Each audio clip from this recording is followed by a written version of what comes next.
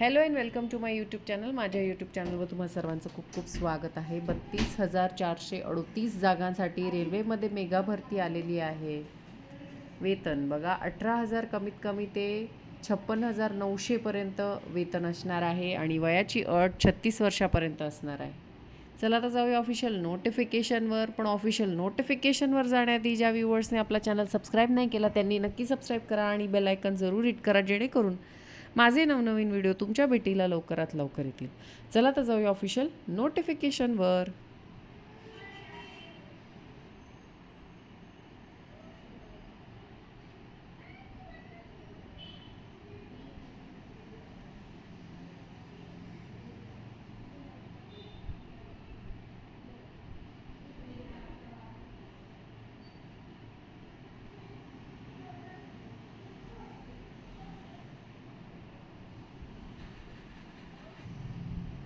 तर ही आहे official notification. तुम्ही पाहू शकता.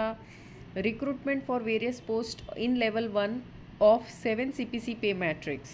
सेंट्रलाइज एम्प्लॉयमेंट आहे बघा.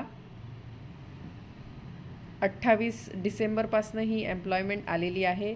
डेट ऑफ पब्लिकेशन 22 जानेवारी असणार आहे. ऑनलाईन रजिस्ट्रेशन ॲप्लिकेशन करायला 23 जानेवारीपासून विंडो ओपन करून दिलेली आहे आणि शेवटची तारीख 22 फेब्रुवारी 2025 असणार आहे. ठीक आहे. त्यानंतर आपण डिटेलमध्ये वेकन्सी बघूया बघा. वेगवेगळ्या पोस्ट असणार आहे. पे मॅट्रिक्स बघा 7 CPCनुसार असणार आहे. सुरुवातीला 18,000 असणार आहे आणि वयाची अट 18 ते 36 वर्षापर्यंत असणार आहे. 32,000पेक्षा जास्त वेकन्सी असणार आहे. ठीक आहे.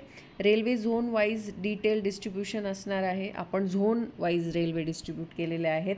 तर southern zone, western zone, eastern zone बघू शकता तुम्ही. तिथे वेगवेगळे जागा असतात, तिथे तुम्हाला पोस्टिंग मिळणार आहे. बघा इम्पॉर्टंट इन्स्ट्रक्शन्स दिलेले आहे इथे.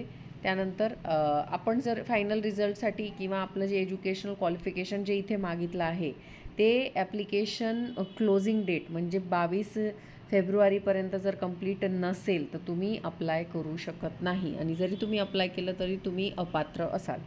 ठीक आहे. तर जे तुमचं क्वालिफिकेशन आहे ते ॲप्लिकेशन बंद व्हायच्या आतच झालेलं असलं पाहिजे.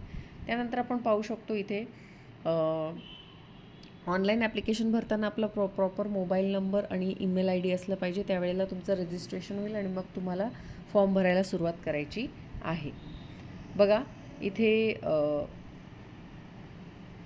हेल्पलाईन पण दिलेली आहे जर तुम्हाला काही क्वेरी असेल तर. त्यानंतर इथे एक्झाम होणार आहे. डिफरंट स्टेजेस ऑफ एक्झाम होणार आहे. म्हणजे पहिल्यांदा CBT होईल, कम्प्युटर बेस्ड टेस्ट होईल. ठीक आहे. त्याच्यानंतर तुमचं फिजिकल एफिशियन्सी टेस्ट होईल. त्यानंतर डॉक्युमेंट व्हेरिफिकेशन होईल. त्यानंतर मेडिकल एक्झामिनेशन होईल आणि मग तुम्हाला कॉल लेटर मिळणार आहे. ठीक आहे. त्यानंतर इथे नॉर्मलायझेशन मार्क कसं करणार आहे ते लिहिलेलं आहे, कारण एक्झाम ही वेगवेगळ्या सेशन्समध्ये होणार आहे. आता 32,000 वर जागा म्हटल्यावर सेशनमध्येच एक्झाम घेण्यात येणार आहे, कारण खूप सारे ॲप्लिकेशन यायचे इथे चान्सेस आहे. त्यानंतर निगेटिव्ह मार्किंग बघा 1/3 निगेटिव्ह मार्किंग असणार आहे. जर तुम्ही प्रश्नाचं उत्तर चुकीचं दिलं तर तुमचं 1/3 मार्क कमी करण्यात येणार आहे. त्यानंतर जनरल इन्स्ट्रक्शन्स इथे दिलेल्या आहेत, त्या तुम्ही वाचू शकतात. त्याच्यानंतर आपण पाहू शकतो पोस्टिंग. जसं आपण म्हटलं पोस्टिंग जी आहे ती कुठेही दिली जाईल तुम्हाला. ठीक आहे. ऑथॉरिटीनुसार. त्यानंतर तुम्हाला ट्रान्सफर मिळणार नाही. ठीक आहे. तुम्ही न्यूली अपॉइंटेड कॅन्डिडेट आहे, त्यामुळे तुम्हाला 5 ते 10 वर्ष सर्व्हिस करावी लागेल आणि मग तुम्ही ट्रान्सफर घेऊ शकतात. त्यावेळेला ते विचार करतील तुमचा की ट्रान्सफर द्यायची की नाही. ठीक आहे. त्यानंतर तुम्हाला फ्री ट्रेन फॅसिलिटी ट्रॅव्हल असेल बघा. ट्रेनचे एम्प्लॉई जे असतात, जे रेल्वेमध्ये काम करतात, त्यांना फ्री ट्रान्सपोर्ट असतो है ना.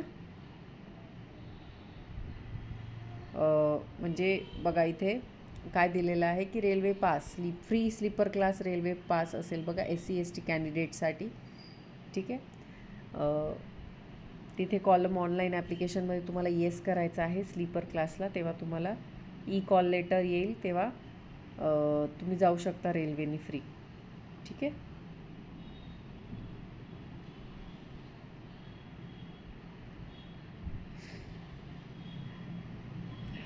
आपण पाहू शकतो इथे मेडिकल जनरल फिटनेसबद्दल दिलेलं आहे, म्हणजे कसं दिसलं पाहिजे, विजन कसं असलं पाहिजे ते दिलेलं आहे.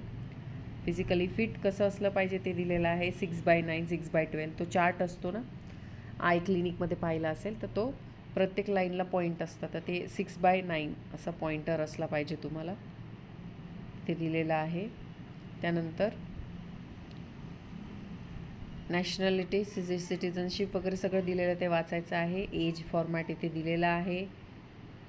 त्यानंतर एज रिलॅक्सेशन इथे दिलेलं आहे, ते तुम्ही पाहू शकता.